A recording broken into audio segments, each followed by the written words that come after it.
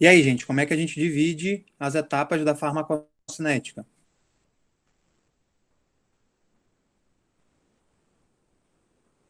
Absorção, beleza, Raíssa? O que mais? Raíssa não, Raíssa. Absorção, distribuição, metabolismo, excreção. Isso aí, Christian. Tá? Então, se a gente tem uma noção da estrutura química do nosso fármaco, a gente consegue ter uma noção de como é que vai ser o comportamento dele lá na farmacocinética. Uma vez que ele atinge o local de ação, a gente também, através da estrutura e dos grupos funcionais, a gente consegue dizer como é que ele vai interagir a nível de receptor. Então, por isso que é importante, por isso que eu estou batendo nessa tecla aí nessas primeiras aulas com vocês, para que vocês possam olhar, né, a molécula de um fármaco e consigam dizer através dessa molécula qual é a característica que esse fármaco tem. Então vamos lá, né? Esse nitrogênio é importante aí para a gente poder revisar, né? O nitrogênio ele faz três ligações, tá? Então esse nitrogênio está ligado a uma parte de hidrocarboneto, está ligado a outra parte de hidrocarboneto, está ligado a outra parte de hidrocarboneto. Então o nitrogênio ligado a átomos de hidrogênio ou outros átomos de carbono, a função é amina, tá? Então, esse carbono, esse nitrogênio 1 aqui, ele caracteriza uma amina, tá bom? Esse nitrogênio 2, ele está ligado a outro nitrogênio, ok? Ele está ligado a um, né, hidrocarboneto aromático, mas ele está ligado a um carbono junto com uma dupla O, que a gente chama de carbonila. Quando esse nitrogênio está ligado a uma carbonila, ele deixa de ser amina e passa a ser amida, tá? Então, no momento que esse nitrogênio ele se liga a um grupo carbonila, que é o carbono dupla O, a gente tem uma amida, tá? Vou colocar aqui para a gente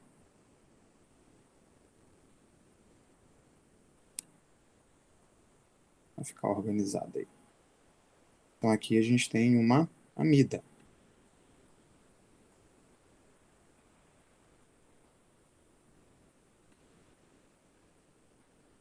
O carbono 5, né, o grupo 5, ele é um grupo que só tem carbonos e hidrogênios, então ele é um hidrocarboneto do tipo aromático, né? Então ele é um hidrocarboneto do tipo aromático. O 3, ele é igualzinho o carbono 1, né? A função 1 aqui. Por quê? Porque esse nitrogênio, ele está ligado a um carbono, a outro carbono, só que bem aqui, que vocês disseram aqui para mim que é um aleto, isso aqui não é um aleto, isso aqui é uma função, uma tiofunção, ou uma função à base de enxofre, tá? Vou voltar aqui para mostrar para vocês, ó. Toda vez que a gente tem, né, uma função ligada, tá, a um enxofre com duas moléculas, com dois átomos de oxigênio, a gente tem uma tiofunção. Ela pertence à classe de outros. Lembra que na aula passada, né, eu falei para vocês das funções hidrocarbonetos, só carbonos e hidrogênio. Falei para vocês das funções oxigenadas, né, aldeídos, cetona, éter, ésteres, ácidos carboxílicos, álcools. E falei das funções nitrogenadas, aminas e amidas, tá? Mas existem outras funções orgânicas, né, que a gente classifica como outras funções. Aí a gente tem uns carinhas que são diferentes. Então, nesse caso aqui, ó, eu tô com a setinha bem aqui em cima, vocês estão vendo, ó? A gente tem uma função que é uma tiofunção. Na verdade, essa tiofunção, ela tá ligada com um nitrogênio aqui, ó. Só que o que que acontece? Professor, eu posso chamar esse carinha bem aqui de sulfolinamida? Posso chamar esse carinha bem aqui de sulfonilamida? Quem pode me responder? Ó, eu vou marcar aqui com quadradinho, e queria que vocês me respondessem. Esse carinha aqui, esse carinha aqui, né? Eu posso chamar ele de sulfanilamida? Vou voltar lá para vocês poderem dar uma olhada. E aí? Eu vou dar um minutinho para vocês pensarem. Posso chamar ele de sulfonilamida? Sulfonilamina, não amida, tá?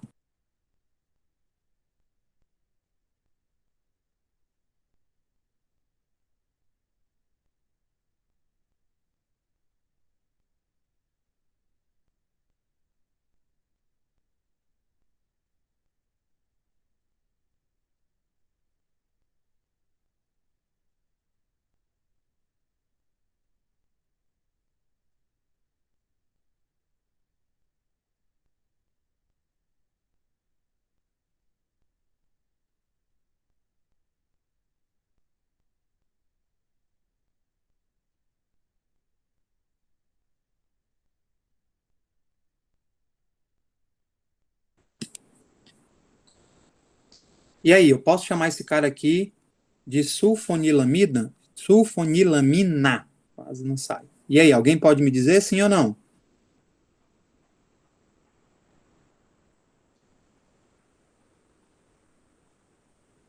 Ó, não posso chamar esse cara aqui.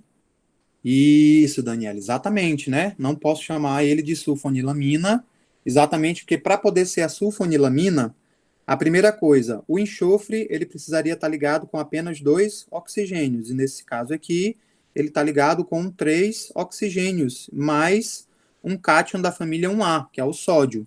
E esse nitrogênio aqui, para poder ser chamado de sulfonilamina, esse carinha aqui tinha que ser um carbono, né, ligado a pelo menos uma das suas ligações deveria ter um átomo de hidrogênio. Então a sulfonilamina ela seria quem?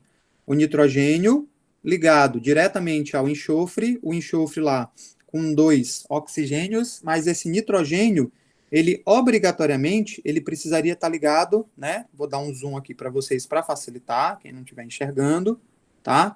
Ele precisaria obrigatoriamente estar ligado com um hidrogênio, que é o caso de ele não estar ligado aqui, tá? Então esse carinha eu não posso chamar ele de sulfonilamina. Então esse nitrogênio aqui, ele poderia, né? Ele poderia não, ele é uma função amina, tá? Então esse nitrogênio aqui da terceira função é uma função amina, tá? Professor, e esse cara 4 aqui? Ele é um sal inorgânico, né? Ele é uma fração de sal inorgânico, tá? Exatamente por quê? Porque ele tem lá um cátion, o sódio, junto com o ânion, né? Que é a minha função. Então, isso aqui, para mim, é um sal inorgânico que eu posso chamar de tiofunção, tá?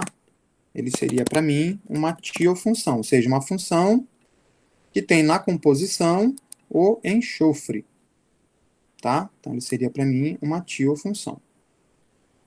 Beleza? O paracetamol é mais facinho. E aí, quais são as duas funções orgânicas que a gente encontra no paracetamol? Quem pode me responder aí? Fenol, né? Quem é o fenol, Irla? Um ou dois? Isso, ó, o paracetamol é mais facinho da gente enxergar, né? Da gente observar. Isso, perfeitinho, né? Então, a gente não tem só um álcool, a gente tem um álcool ligado a um anel benzênico. Então, cuidado aí para não chamar isso apenas de álcool. Na verdade, isso aqui é um fenol, né? É um álcool ligado a um anel benzênico. E bem aqui, né, como eu falei ainda há pouco para vocês, eu tenho um nitrogênio ligado com uma carbonila. Então, o hidrogênio ligado a uma carbonila, nós temos uma amina. Então, o paracetamol é facinho, né? O paracetamol, ele é facinho. Ó. Beleza, tá? Paracetamol, ele é bem facinho. Por que que eu pedi para vocês terem uma noção, né, sobre o que que é um ácido e sobre o que que é uma base, tá? Quando a gente, como uma das propriedades físico-químicas que elas são muito importantes para a gente, né? Eu disse para vocês lá que os hidrocarbonetos, eles são compostos que lidam com, né, eles dão para a molécula a apolaridade, ou seja, eles conferem para a nossa molécula a característica de lipofilicidade. Em geral, os hidrocarbonetos, eles são moléculas neutras, tá? Então, dificilmente eles vão formar um íon, tá? Esse íon ele pode formar aí quando a gente tem os insaturados, tá? Que quando há a quebra da dupla ligação ou da tripla ligação, aí eles podem formar um íon. Mas, em geral, as moléculas de hidrocarboneto, elas são moléculas lipofílicas e são moléculas neutras, exatamente pela característica de não formar polo. Então é importante a gente guardar isso. Enquanto que as funções oxigenadas e as funções nitrogenadas, tá? Enquanto que as funções oxigenadas e as funções nitrogenadas, eles já vão garantir para o que para a nossa molécula? Já vão garantir mais hidrofilicidade, então eles já vão ter uma característica aí de maior polaridade, tá? Então, quanto mais funções oxigenadas, quanto mais oxigênios a gente tiver compondo a nossa molécula, mais polaridade a gente confere para a nossa molécula, tá? Isso é muito importante para um conceito que eu vou falar para vocês daqui a pouquinho, tá? E Em geral, né, as funções oxigenadas, elas tendem a formar o ânion, tá? Então, elas funcionam com mais facilidade. Então, elas podem se desprotonar, ou seja, liberar o seu hidrogênio, que é o caso dos ácidos, né, pelo conceito de arrênio. Então, elas tendem a liberar o próton, a carga positiva, e, consequentemente, a molécula ela fica carregada negativamente. Por isso que, em geral, o oxigênio tende a formar, né, os ânions, o íon aniônico, tá? Então, eles tendem a ser essa característica, tá? Eles podem, em geral, o álcool, os ácidos carboxílicos, eles têm, né, tendência a formar ácidos, tá? Tanto pelo conceito de Lewis quanto pelo conceito de Arrhenius. Para quem fez a revisãozinha aí que eu pedi para fazer, eu disse assim para vocês, olha, quem que vai ser o ácido, quem que vai ser a base, tá?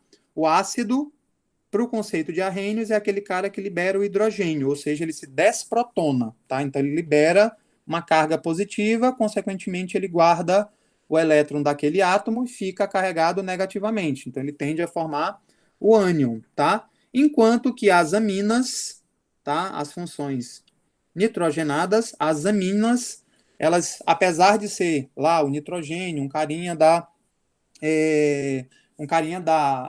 família 5A, tá? Ele tende a receber esse próton. Então, quando ele recebe esse próton, tá? É o caso lá que a gente tem na amônia, que é o NH4, tá? Então, a gente tem a tendência dos nitrogênios a formar carga positiva, tá? O nitrogênio, ele pode tanto formar ânion, quanto ele pode formar cátion. Mas, em geral, tá? Em geral, as funções nitrogenadas tendem a formar bases, perdão, enquanto que as funções oxigenadas, em geral, tá, tendem a formar ácidos. Ah, professor, mas nós temos a hidroxila. Beleza, isso para o conceito de Arrhenius, tá? Mas para o conceito de Lewis, tá, eles tendem a formar aí tanto o ácido quanto a base. Beleza, gente? Até aqui, tudo bem?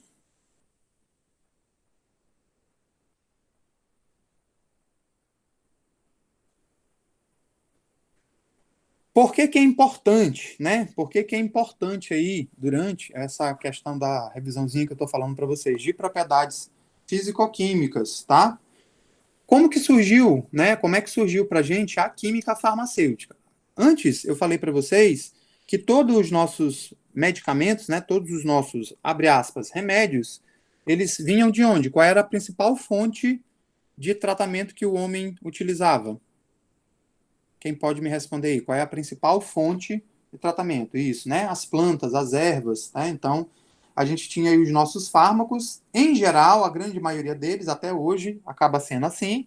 Então, em geral, a gente tende a tirar os nossos medicamentos, né, da nossa flora. Então, eles têm origem vegetal. Tanto que a fitoterapia, né, ela é uma área muito forte dentro da parte da indústria farmacêutica, porque até hoje as plantas elas tendem, né, a dar para a gente essa característica relacionada. Hoje em dia, quando a gente quer desenvolver um produto, a gente está vendo aí muito essa questão do Covid, Covid, Covid, Covid, Covid, Covid, Covid. Por que que ainda não saiu a vacina do Covid?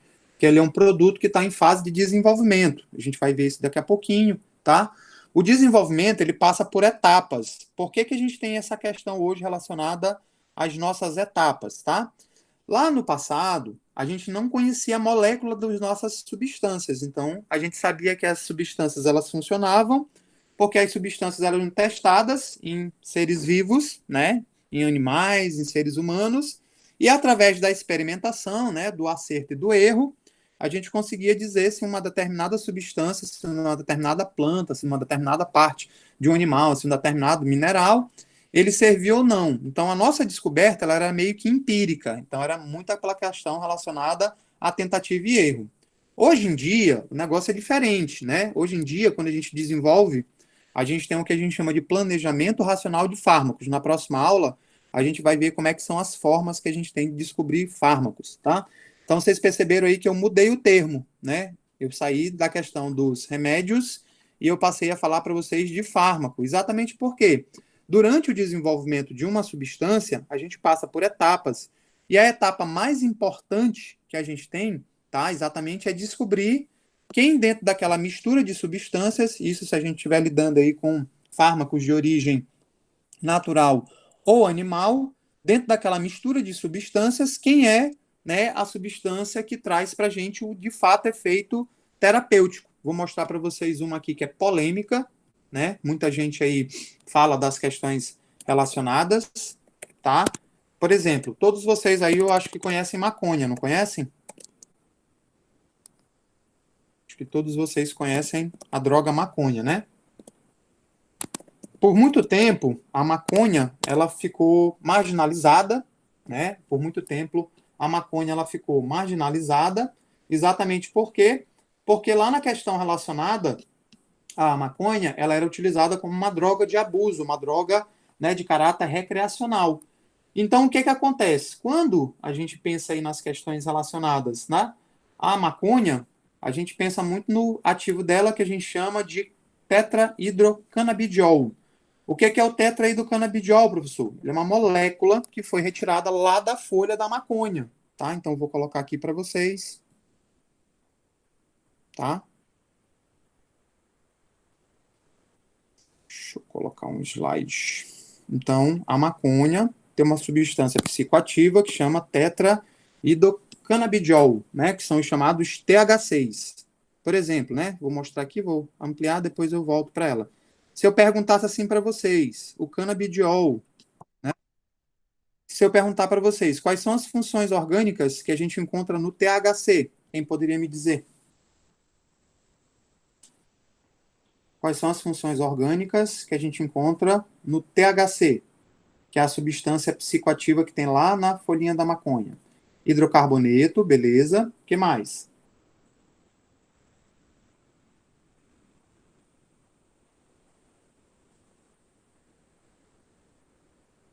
Fenol, ok. O que mais?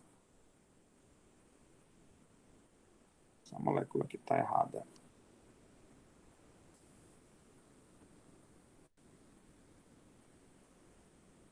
O que mais, gente? Que a gente encontra aqui no. Deixa eu dar uma. Botar uma outra imagem. Dar um destaque aqui para vocês. E aí, o que a gente encontra mais aí no hidrocarbonetos? Ok, já foi. O que mais? A gente tem mais uma função aí. Isso, né? Nós temos aí o éter. Então, percebe que esse carinha aqui é o chamado THC. Esse cara, quando ele é utilizado aí, ele causa efeitos psicoativos. Quando vocês estiverem estudando toxicologia, vocês vão ver que são substâncias que agem no sistema nervoso central e alteram a nossa percepção do mundo. Eles podem estimular, eles podem perturbar, ou eles podem deprimir o nosso sistema nervoso central. Só que aí o que aconteceu, né? Os pesquisadores, eles descobriram que junto desse grupo de substâncias que estão presentes lá, na folhinha da maconha, tem uma folhinha aqui de uma cannabis sativa lá no fundo, tá? Eles descobriram que além dessa substância, tá? Além dessa substância, que são os tetraídos canabidióis, a gente também tem umas substâncias que chamam de CBD, tá? Os CBDs são os canabidióis, tá? Então a gente tem os tetrahidrocanabidiol e a gente tem o chamado canabidiol. Quais são as funções orgânicas que a gente tem aí no canabidiol? Quem pode me dizer?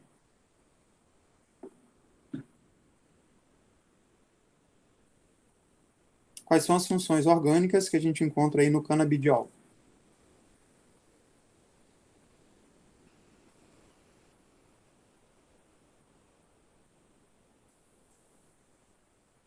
Quais são as funções orgânicas que a gente encontra aí no canabidiol?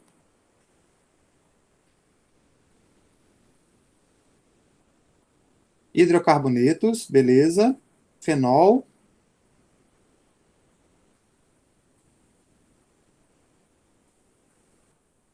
Mais alguma coisa?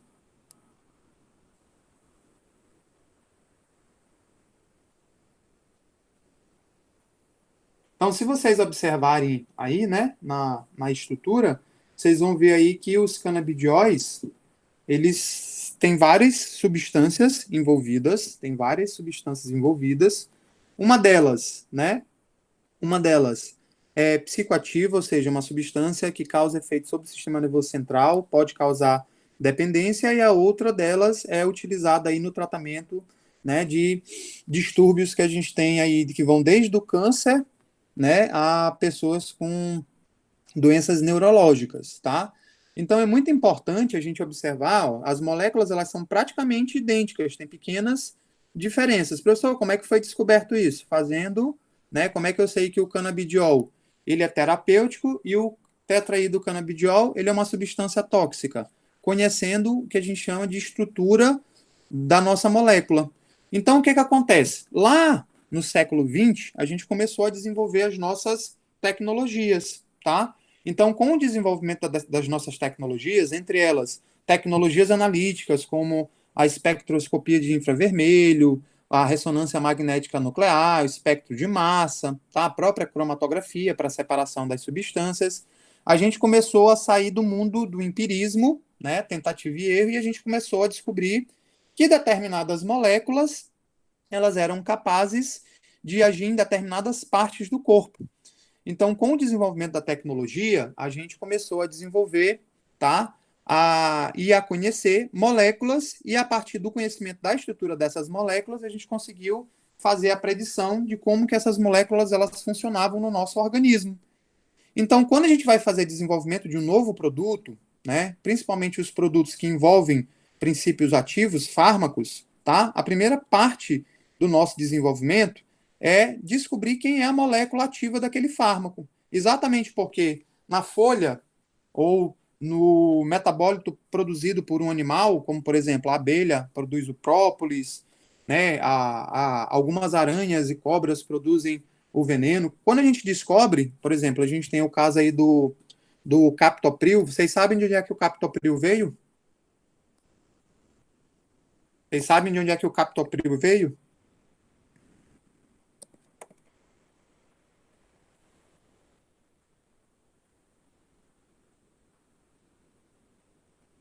Isso, ó, vou colocar aqui para vocês, ó. Para quem não sabe, né? O captopril, ele foi descoberto lá em 1960 por Sérgio Henrique Ferreira. E o que foi que ele descobriu? Ele descobriu que uma espécie de serpente, né, a famosa jararaca, ela tinha dentro do veneno dela uma substância, e essa substância ela tinha um efeito sobre as nossas, né, os nossos vasos e artérias, sobre as nossas veias.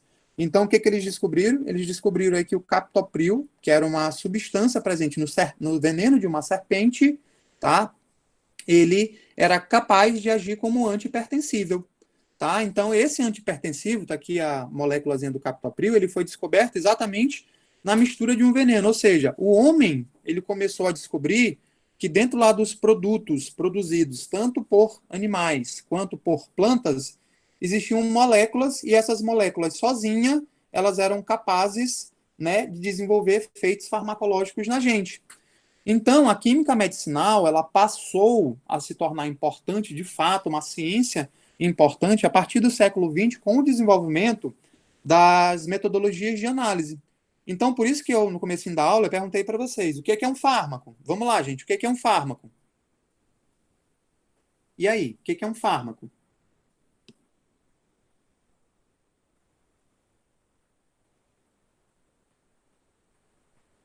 O que é um fármaco? Alguém pode me dizer aí?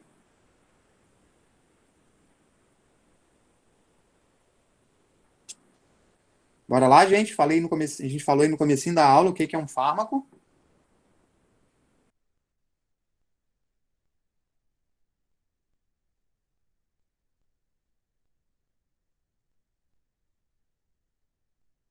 Não, fármaco não é um produto tecnicamente elaborado. E fármaco também não é um produto na sua apresentação final. Eu falei aí no comecinho da aula. Vamos lá. O que é um fármaco? Vou dar mais uma chance aí para vocês. Isso, né? Ele é uma molécula quimicamente conhecida. Tá aqui, ó. Mostrei aqui para vocês, ó. Canabidiol, tá aqui a molécula do canabidiol. Tetraído canabidiol, tá aqui a molécula do tetraído canabidiol. Dipirona, tá aqui a molécula da dipirona. Paracetamol, tá aqui a molécula do paracetamol, né? Remdesivir, tá? Então tá aqui a molécula do remdesivir e assim sucessivamente. Então isso é muito importante, tá, gente? A química medicinal, ela só passou a se desenvolver, de fato, né, com a descoberta das moléculas. Por isso que a primeira etapa, hoje, de desenvolvimento de qualquer substância ativa, a primeira coisa que a gente tem que fazer é, de onde é que vem a nossa substância? A nossa substância, ela está numa planta? Ela está no animal? Ou essa substância, ela foi criada pelo homem? Então, ela é sintética, né? Foi criada em laboratório pelo homem, como o caso aí que a gente tem do citrato de sildenafila, né, ou vulgo Viagra, tá? Foi criada pelo homem. Então, é muito importante que a gente leve isso em consideração. Por quê? Porque o desenvolvimento, tá, da química medicinal e da própria medicina, como a gente tem hoje, né, com um tratamento aí baseado em medicamentos, ele que é o produto tecnicamente elaborado, né, todos eles começaram porque a gente começou a descobrir substâncias terapeuticamente, tá? E essas substâncias, elas são substâncias que quimicamente a gente conhecia. Professor, mas por que que é importante, né? Por que que é importante eu levar em consideração essa questão de conhecer a molécula? Vocês vão ver aí, quando a gente começar a estudar as classes farmacológicas, né, quanto estrutura e atividade, vocês vão ver que quando a gente pega uma classe de medicamentos, tá? Então vamos fazer uma revisãozinha aqui de conceitos, bem básico aqui para a gente poder relembrar tudo isso que a gente fez, né? Então, química farmacêutica. O que é que a química farmacêutica faz, né? Ela procura descobrir e desenvolver novos, ó, vou frisar aqui, colocar em negrito, novos agentes químicos. Então, a química farmacêutica, ela não se preocupa em desenvolver medicamentos. Quem se preocupa em desenvolver medicamentos é a parte das ciências farmacêuticas que a gente chama de farmacotécnica, né? A tecnologia farmacêutica, ela melhora as nossas formulações. Então, é importante que a gente leve isso em consideração, tá? Porque as formulações é a apresentação final do nosso fármaco. É como a gente pega aquela molécula que a gente descobriu e como que a gente vai administrar, como que a gente vai transportar, como que ela vai chegar no corpo, tá? Então, por isso que a gente vai ver que existem fases. Então, o medicamento é a apresentação física, né, do nosso fármaco. Então, é como o nosso fármaco ele é colocado como produto. A química farmacêutica, ela não se preocupa em desenvolver o medicamento. A química farmacêutica, ela se preocupa em desenvolver, né, e descobrir as moléculas. Então, as moléculas, elas vão ser úteis para que a gente possa desenvolver aí os nossos medicamentos. Então, como é que a gente desenvolve uma molécula? Ou a gente tira ela da natureza, né? Então, a gente vai tirar ela de uma planta, a gente vai tirar ela de um animal, como é o caso aí que eu dei para vocês, né? Dos canabidióis, dos CBDs, que vem lá das folhas da cannabis sativa ou da cannabis indica, ou no caso do captopril, que veio, né, do veneno da Botropos, que é a jararaca. Então, o que que a gente pode fazer? A gente pode tirar essa molécula da natureza, que a gente chama de isolamento, ou o homem pode desenvolver essa molécula em laboratório, que é o que a gente chama de síntese, tá? Então, o que que a química farmacêutica faz? Ela sintetiza, tá? Então, ela vai lá, faz o isolamento, ou ela sintetiza, perdão, tá? Ela sintetiza moléculas, ela estuda a relação entre a estrutura e a atividade biológica, exatamente a química medicinal que dá a base da farmacologia. Então, para a gente poder entender como é que uma determinada molécula, né, age no corpo, aonde ela se liga, que é o local de ação, vocês devem ter visto isso lá na farmacologia. Por exemplo, né, a farmacodinâmica, ela tem três conceitos importantes, tá? Quais são as três partes da farmacodinâmica que vocês aprenderam? Quem sabe me dizer quais são as três partes da farmacodinâmica? Vocês me disseram aí que a farmacocinética, né, ela é dividida em absorção, distribuição, biotransformação ou metabolismo e excreção. E a farmacodinâmica, ela é dividida em três partes. Quem sabe me dizer quais são as partes da farmacodinâmica?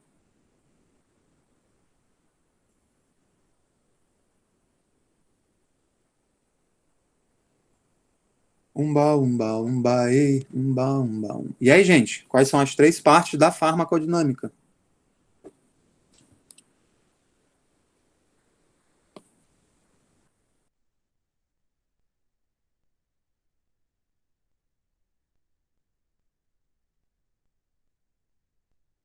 Beleza, local de ação, né? Que é onde a molécula do teu fármaco ele vai agir. Anderson, tu pode me dizer aí dois locais de ação? onde o fármaco ele pode agir? Vou dar uma dica. Local de ação não é o tecido, tá? Vou dar uma dica. Local de ação não é o tecido. E aí? Alguém ajuda o Anderson aí, gente? Não, a losartana seria o fármaco, tá? A losartana, ela seria o fármaco. Não, a losartana, vamos lá, né? Vamos lá. Local de ação não é o tecido, tá, gente? Local de ação não é o tecido. Na verdade, o local de ação, ele é uma coisa mais específica. Exemplos de receptores específicos e inespecíficos, Christian.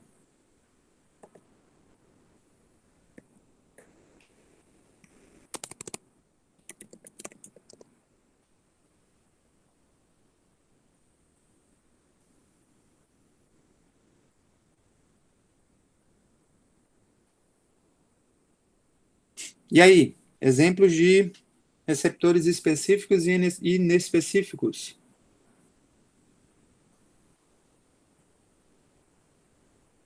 Canais iônicos, beleza. O que mais?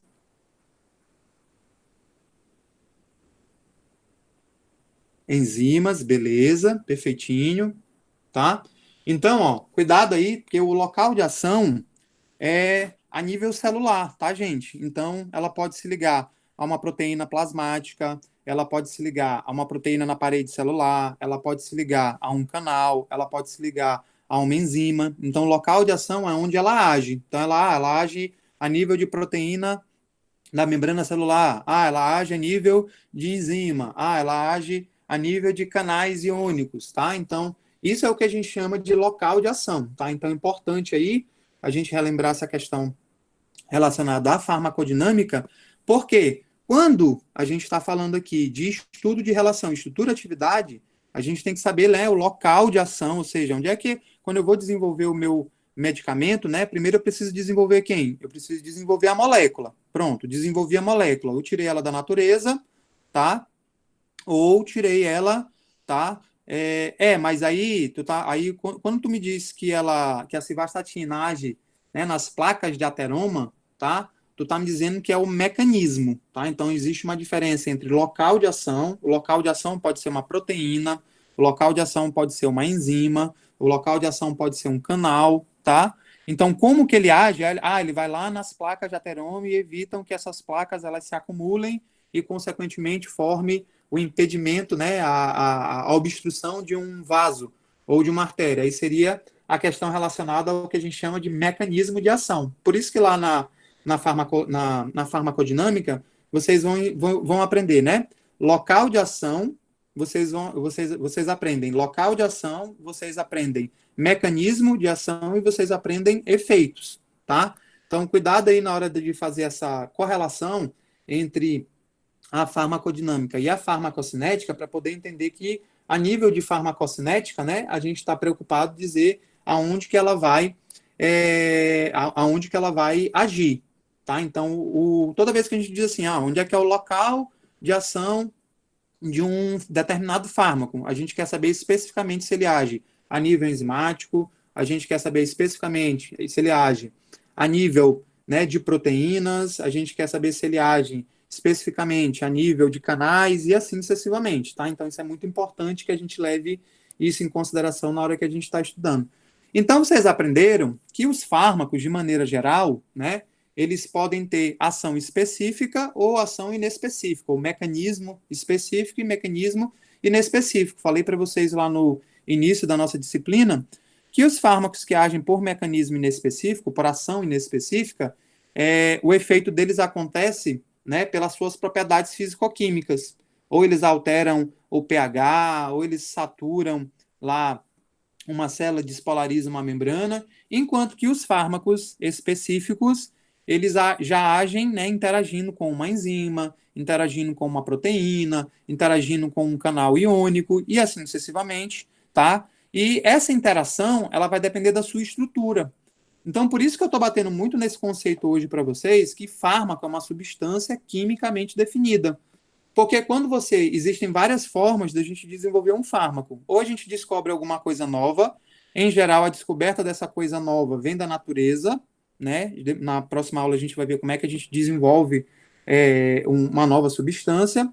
Ou a gente pega uma substância já conhecida e faz modificações nessa substância. Então, a partir daí, a gente vai fazer isso. Por exemplo, se eu perguntar assim para vocês, vocês sabem como é que o Viagra foi descoberto?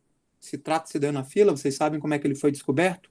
Para que ele estava sendo desenvolvido e depois se descobriu que ele tinha outro efeito? Vocês sabem me dizer? Não, cefaleia não. Viagra, tá, gente? Viagra.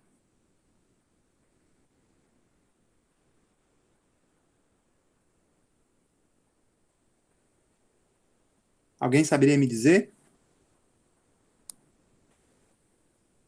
Isso, Rosa, né? Ele foi desenvolvido aí para problemas cardíacos, pessoas com déficit cardíaco, né? Então, as pessoas que tinham o coração ele batia fracamente, não tinha força suficiente aí para poder, né, deslocar o sangue aí pelo nosso sistema circulatório. O que que aconteceu? Os pesquisadores resolveram desenvolver aí um fármaco e esse fármaco, né, eles buscariam, né, aumentar a força de contratibilidade do músculo cardíaco. Só que aí, durante o desenvolvimento, o que, que aconteceu?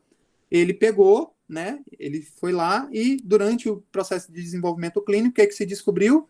Se descobriu lá, né, que aquele fármaco, ele agia também sobre o sistema vascular do órgão genital masculino, do pênis, e fazia a dilatação, né, dos corpos cavernosos. Então descobriu que isso, exatamente, né? Por acidente. Não, o Viagra, ele não é para hipertensão, tá, gente? Para hipertensão é quando a gente quer, o paciente está com a pressão alta, tá? Quando o paciente está com a pressão alta, aí a gente vai lá, tá? E com a pressão alta, a gente utilizaria um antihipertensivo, que seria para reduzir a pressão. O Viagra, o sildenafila, ele não tem esse mecanismo, né, que os antihipertensivos têm. Na verdade, ele age onde? Ele age em grandes vasos e artérias e ele aumenta a força de contratibilidade do coração, né? Ele lida com outro mecanismo, que seria o mecanismo do óxido nítrico, tá? Eu não diria, ele não seria vasodilatador, tá? O citrato sildenafila, tá?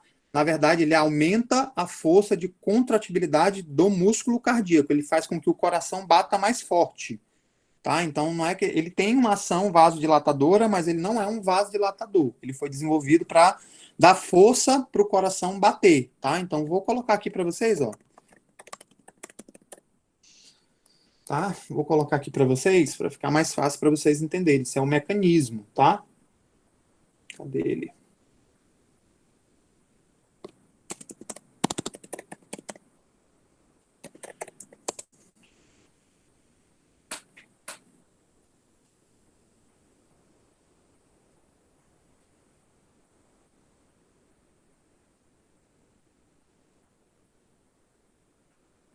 Ó, para quem não conhece, o citrato sildenafila, esse carinha bem aqui.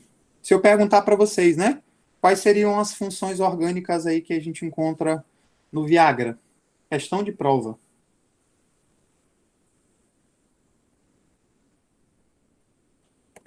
Quem saberia me dizer?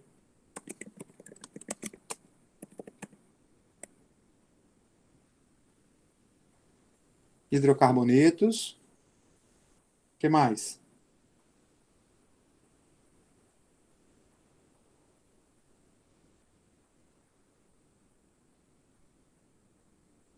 O que mais que a gente encontra aqui na molécula do Viagra, gente? Do citrato sildenafila. E aí? Amina, né? Aqui a gente tem uma amina, aqui a gente tem outra amina, amida, né? Tá aqui em cima ligado. Tá bem facinho, ó, que os átomos eles estão coloridos aí para vocês poderem enxergar com facilidade. E aí? O que mais? Amina, ok. Éter, ok. Tem uma aí que eu falei para vocês no início da aula, Bora ver se vocês lembram.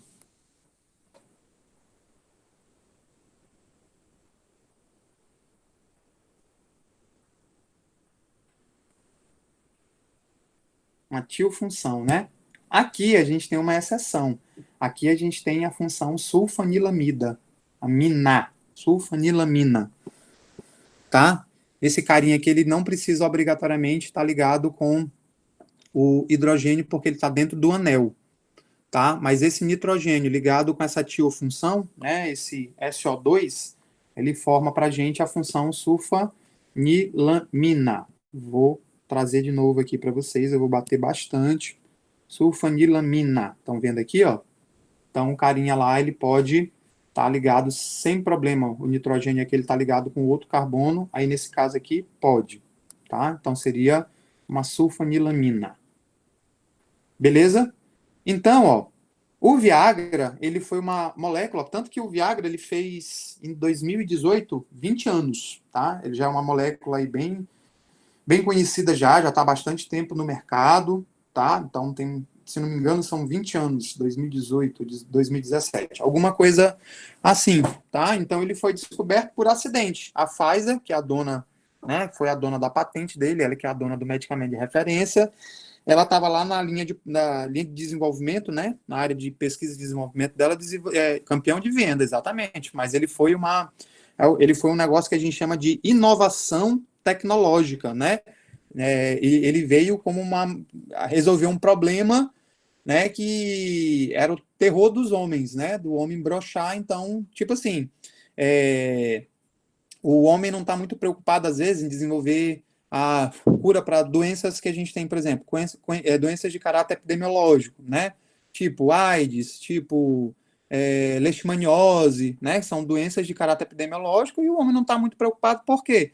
Em geral, são doenças, abre aspas, né? De pobre. Então, geralmente, por que as indústrias não estão tão preocupadas com isso? Exatamente porque são doenças e, em geral, são as pessoas menos desfavorecidas que têm maior probabilidade de desenvolvimento, por causa da questão do ambiente, dos contatos e da questão educativa. O homem está mais preocupado em quê? Desenvolver medicamento para emagrecer, desenvolver medicamento para queda de cabelo, desenvolver medicamento para resolver o problema de celulite, né? São as questões estéticas. Por quê? Porque são as questões que dão mais dinheiro. E no caso aí do Viagra, né? Ele foi descoberto ao acaso, foi sem querer, quando os pesquisadores eles estavam desenvolvendo lá na área de desenvolvimento, era a área que eles desenvolviam produtos para hipertensão e problemas do coração. E o Viagra era exatamente um medicamento, né, um fármaco que estava sendo desenvolvido para déficit cardíaco. Tanto que quando vocês estiverem informados, que vocês estiverem aí na farmacinha de vocês, se chegar uma mulher com uma receita de citrato de sildenafila, não estranhem, tá? Ah, professor, a mulher vai ela tá usando para poder tratar a disfunção erétil? Não, porque a mulher não tem pênis, né? Mas ela pode ter um problema cardíaco, ela pode ter um déficit cardíaco e o Viagra, né, o citrato de sildenafila, serve para isso, tá? Inclusive já aconteceu de uma aluna para mim, uma aluna minha, mas a aluna minha ligar para mim e perguntar se estava certo, porque ela estava recebendo a prescrição, né? E essa prescrição era para uma mulher. Tanto que eu perguntei para ela, pergunta se ela tem problema de coração. Se ela tiver, a prescrição está certa. Tá? Então, o desenvolvimento dos medicamentos, eles são feitos dessa forma. Então, a primeira coisa que a gente precisa fazer é o quê? Descobrir a nossa molécula. Então, a química farmacêutica, ela tem esses objetivos. Então, ela vai desenvolver aí, né, novos compostos químicos. Percebem que a química farmacêutica não está preocupada em desenvolver novos medicamentos, né? Ela, em conjunto com outras disciplinas, né, com biologia, com farmacotécnica, com farmacologia, com química, né, ela não tem esse objetivo de desenvolver o medicamento em si. A química farmacêutica tem por característica, né, o objetivo dela é desenvolver novas moléculas ativas, tá? Então, por isso que ela vai desenvolver muito a parte de síntese, né, que é pegar aquela molécula e tentar criar ela em laboratório. Ela vai fazer o estudo da relação da estrutura e atividade, exatamente porque vocês vão ver quando a gente estiver trabalhando os fármacos, né? Vocês viram aí na farmacologia, os fármacos eles podem ser divididos de acordo com o efeito farmacológico. Então, vocês estudaram lá na farmacologia, né? analgésicos, antihipertensivos, antiviróticos, antimicrobianos, né? Então, por exemplo, dentro dos analgésicos, quem que nós temos? Nós temos os salicilatos, né? Dentro dos analgésicos, nós temos os rofecoxib, os coxibes, e assim sucessivamente. Dentro dos antimicrobianos, nós temos as penicilinas, nós temos os macrolídeos, nós temos os beta-lactâmicos. Então, a gente pode dizer que eles são divididos por efeito farmacológico. E quando a gente estiver estudando esta questão de estrutura-atividade, vocês vão ver que os fármacos, eles têm, né, quando eles pertencem à mesma classe farmacológica, vocês vão perceber que eles têm coisas em comum na sua molécula. E essa, inclusive, é uma outra forma que a gente tem de desenvolver novas moléculas, né? Pegando uma molécula já existente, fazendo modificações, mantendo o grupo que a gente chama de grupo farmacofórico. Segunda tarefa para casa, né? Segunda tarefa para casa. Eu quero que vocês me deem um conceito de grupos farmacofóricos e grupos toxicofóricos. Eu quero que vocês me digam, tarefinha para casa, né? Então, quero que vocês me digam o que é um grupo farmacofórico e o que é um grupo toxicofórico. Toxicofórico. E eu quero um exemplo de cada, tá? Então, segunda tarefa para casa, tá? Então, quero que vocês me digam aí o que são grupos farmacofóricos e o que são grupos toxicofóricos, tá? Exatamente porque vocês vão perceber que moléculas do mesmo grupo farmacofórico, do mesmo grupo farmacológico, elas vão ter semelhanças entre elas, tá? Então, essas semelhanças geralmente são baseadas aí nos grupos que a gente chama de grupos farmacofóricos, e quando a gente estuda a questão relacionada à segurança das nossas moléculas, a gente também tem que levar em consideração aí, né, que elas podem ter grupos toxicofóricos, que são aqueles grupos que geram para a gente os efeitos colaterais. Tanto que quando a gente está desenvolvendo uma molécula, a gente quer melhorar o grupo farmacofórico e quer inibir o grupo toxicofórico. Exatamente para quê? Para que a gente possa melhorar a eficácia e melhorar a segurança da nossa molécula. Beleza? Até aqui, tudo bem?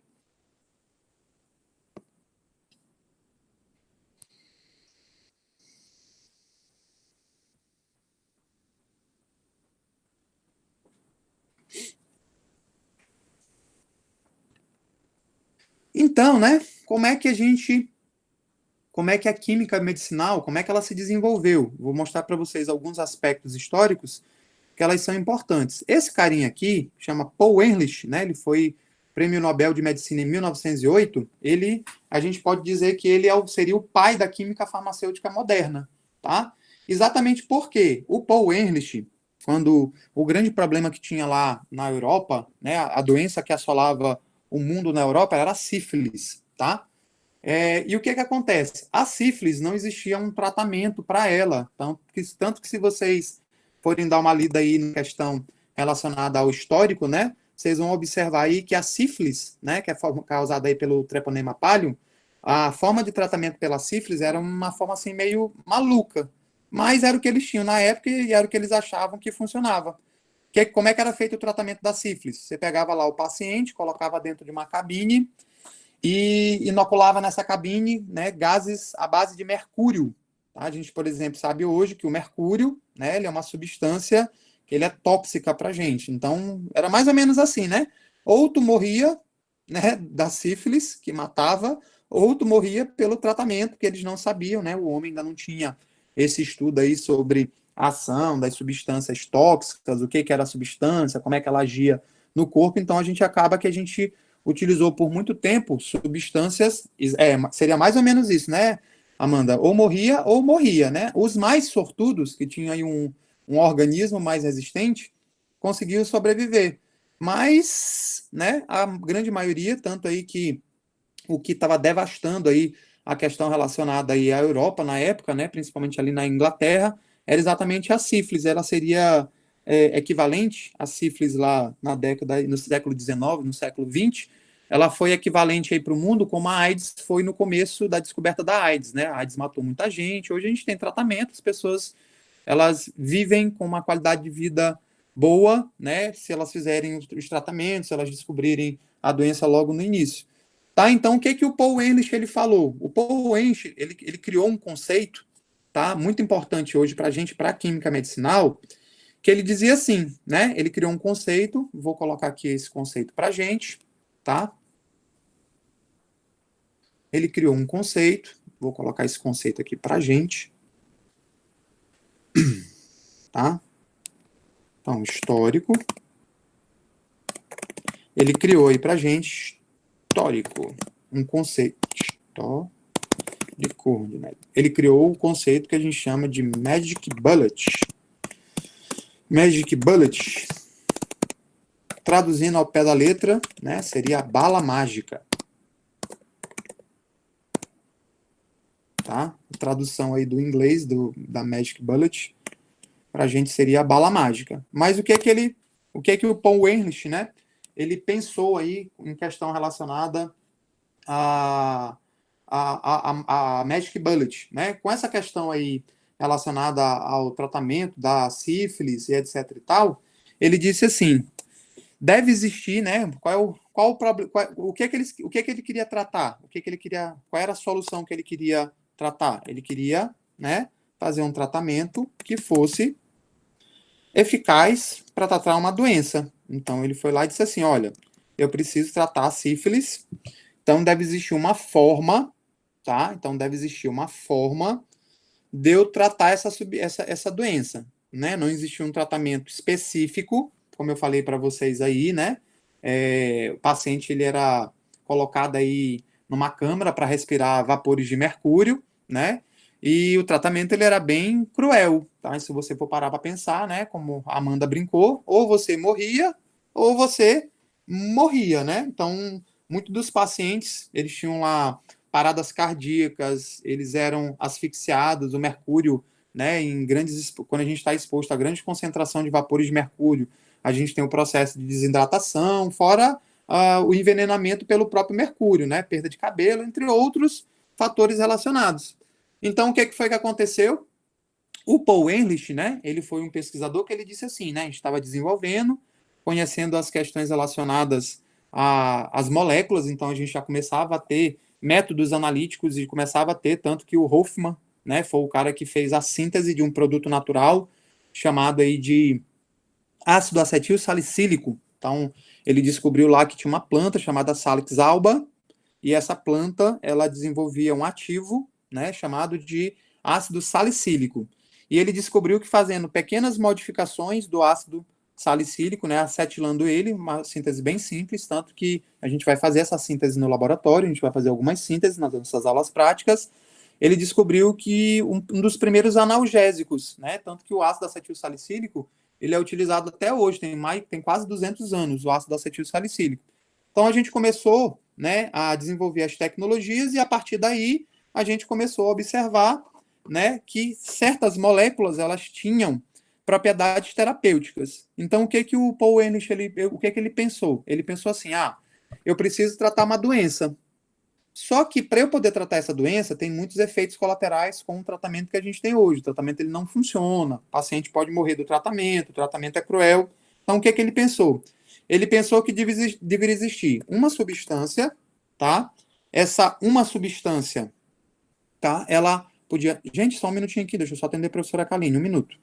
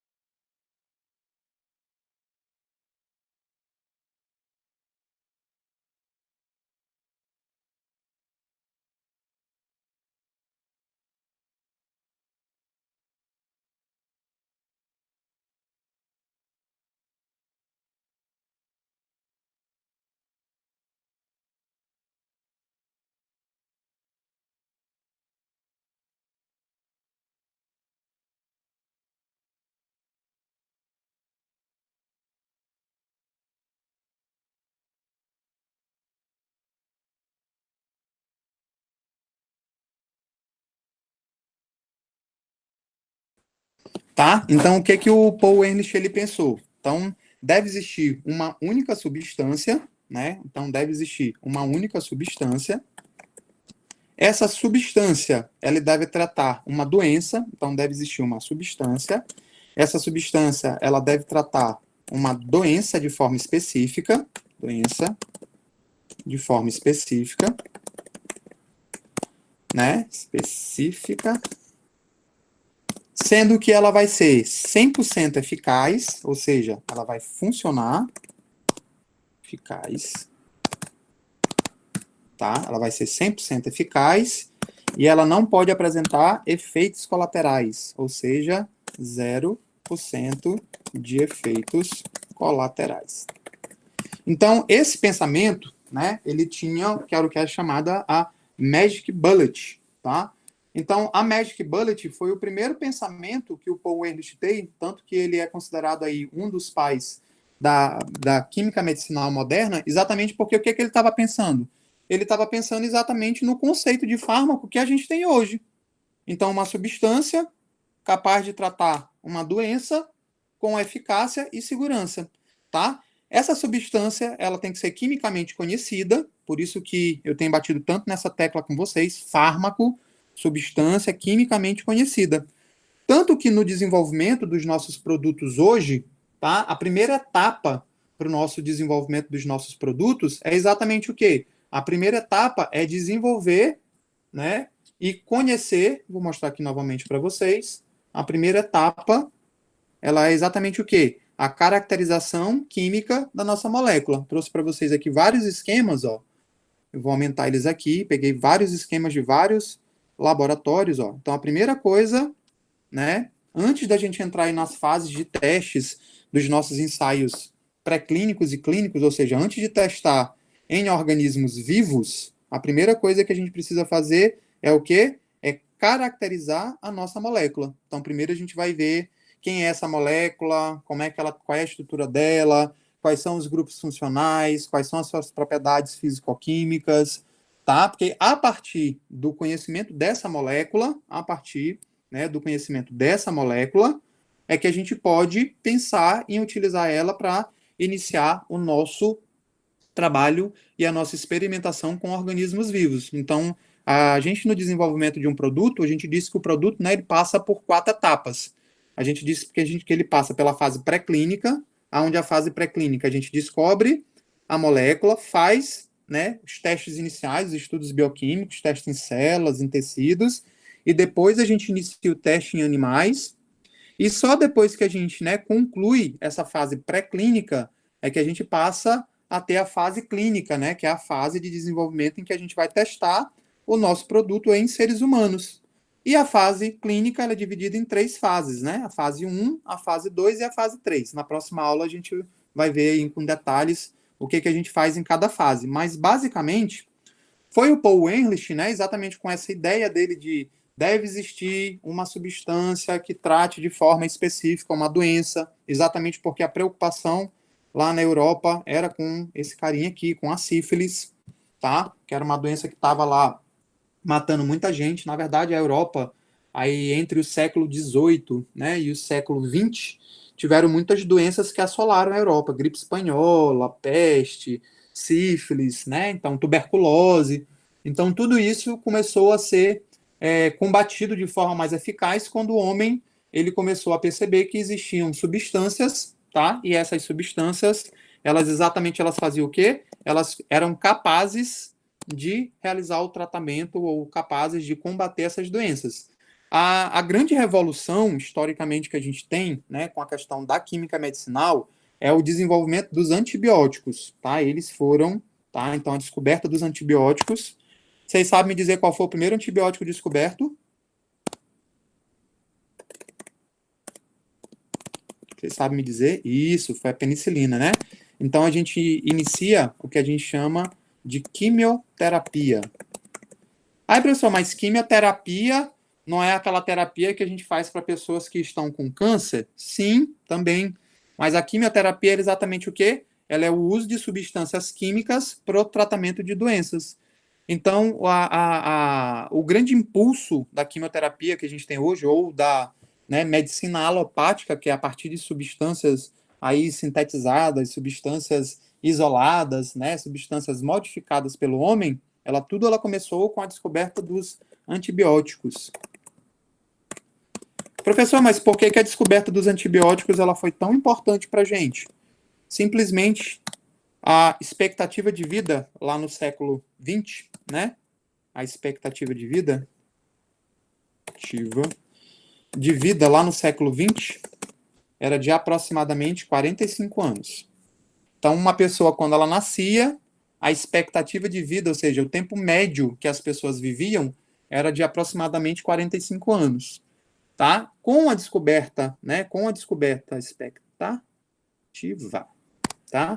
Com a descoberta dos antibióticos, a gente praticamente dobrou a nossa expectativa de vida. Por exemplo, né? No Brasil, então no BR, a nossa expectativa de vida hoje média é de 78 anos para os homens e de 82 anos para as mulheres. As mulheres vivem um pouco mais do que os homens, ou seja, né, em menos de 100 anos nós conseguimos dobrar a expectativa de vida aí das pessoas. Então, a descoberta dos antibióticos, fora as outras substâncias, né, os anestésicos, as substâncias para o tratamento de doenças crônicas, como hipertensão, como diabetes, né, elas fizeram e fazem hoje a grande diferença para que a gente possa ter uma expectativa de vida maior. Então, o Paul Ehrlich, né, ele foi muito importante porque ele foi o primeiro cara, tanto que ele foi um prêmio Nobel de Medicina em 1908, exatamente por quê? Mas, professor, por que ele ganhou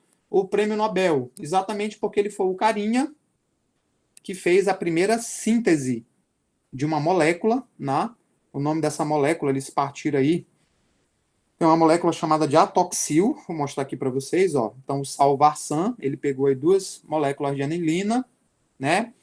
E ele pegou essas moléculas, condensou e criou um medicamento chamado Salvarsan. O Salvarsan, exatamente, ele fazia o quê, né? O Salvarsan, ele era uma molécula que era eficaz, tá? Tá bem aqui, ficou fora do formato, né?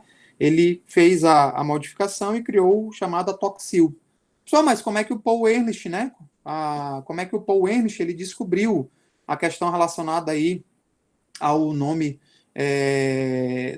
ao medicamento? O Paul Ehrlich, ele simplesmente testou 606 moléculas, ou seja, ele sintetizou a primeira, testou, não deu certo. Aí ele foi lá, sintetizou a segunda, testou, não deu certo. Fez a terceira, fez a quarta, ou seja, ele teve que sintetizar 606 moléculas até ele achar uma molécula que tivesse um excelente resultado em vivo. Então, vocês viram aí, né, que o processo de desenvolvimento ele era bem longo, ele era bem demorado, e ele ainda continuava na questão da tentativa e erro.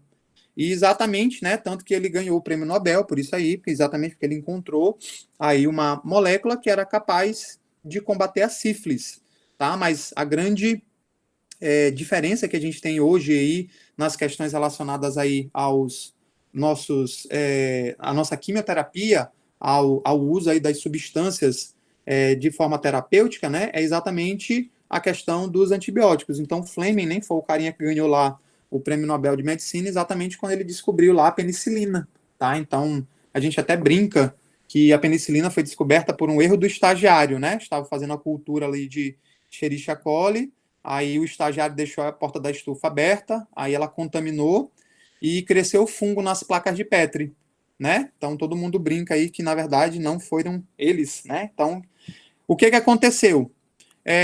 Os pesquisadores observaram que as placas que tinham a cultura de Escherichia coli, quando houve o crescimento do fungo, né, esse fungo, que é do tipo Penicillium, ele inibia o crescimento das bactérias. Então, o que eles pensaram? Eles disseram assim, não, aqui deve ter alguma substância que seja capaz de impedir o crescimento microbiano.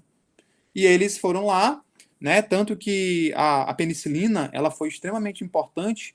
Para vocês terem noção aí todo mundo diz assim, a gente está desenvolvendo a vacina para o Covid, ela é uma vacina que está sendo desenvolvida extremamente rápido. A penicilina, ela foi sintetizada em menos de 1 ano, para vocês terem noção. Então, eles descobriram a estrutura química dela, né, a penicilina, ela é relativamente simples, tá, tanto que eu vou mostrar aqui a molécula para vocês, ó.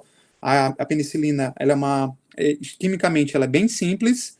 Então, eles sintetizaram, e por que ela foi muito importante? Porque nessa época, né, ali entre 1920 até 1950, mais ou menos ali no finalzinho, a gente estava tendo a Segunda Guerra Mundial, e a penicilina ela fez muita diferença, porque como existiam muitas pessoas doentes no campo de guerra, né, ou por ferimentos da guerra, ou por doenças, né, infecciosas, porque os locais onde os soldados ficavam eram locais sem condições higiênico-sanitárias, a penicilina ela salvou a vida de muita gente, tá? Então ela foi a grande descoberta para a gente. Então, de forma geral, tá, gente? Eu vou deixar depois esse textinho ali para vocês lerem, tem outras descobertas aí que são importantes, tá? De forma geral, foi com a descoberta das moléculas que o homem conseguiu, de fato, começar a desenvolver aí os tratamentos mais eficazes de modo que a gente tem hoje. Tá? Então, esse é um pouquinho dos nossos aspectos históricos relacionados aí ao desenvolvimento, por isso que eu tenho batido tanto nessa tecla com vocês, né? De fármaco, substância quimicamente conhecida, fármaco, substância quimicamente conhecida e assim sucessivamente, tá? A gente começou a entender a questão relacionada aí às nossas estruturas, exatamente por quê? Porque a gente desenvolveu métodos físicos de análise e de purificação. Então a gente começou, até porque hoje, se a gente for avaliar, a maior parte dos nossos agentes microbianos, dos nossos agentes analgésicos, dos nossos agentes hipertensivos, na verdade, né, toda a classe de medicamentos, a maior parte delas a gente encontra na natureza. Só que às vezes para o homem é complicado ele ficar dependente, esperar a plantinha crescer, para depois fazer a extração. Dentro da plantinha tem várias outras substâncias, então fazer isolamento, purificação é difícil.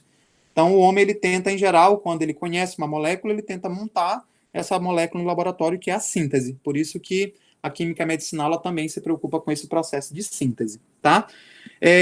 Vocês depois vão dar uma lidinha, né? Os principais métodos de identificação aí foi espectroscopia no infravermelho, que eu falei para vocês, ressonância magnética nuclear e espectroscopia de massa junto com a cromatografia. Esses foram os métodos que deram base aí para a gente poder conhecer a estrutura química das nossas substâncias. Até aqui, beleza? Tudo bem? Ok, gente. A gente vai encerrar hoje por aqui. Vou ter que participar de uma reunião agora.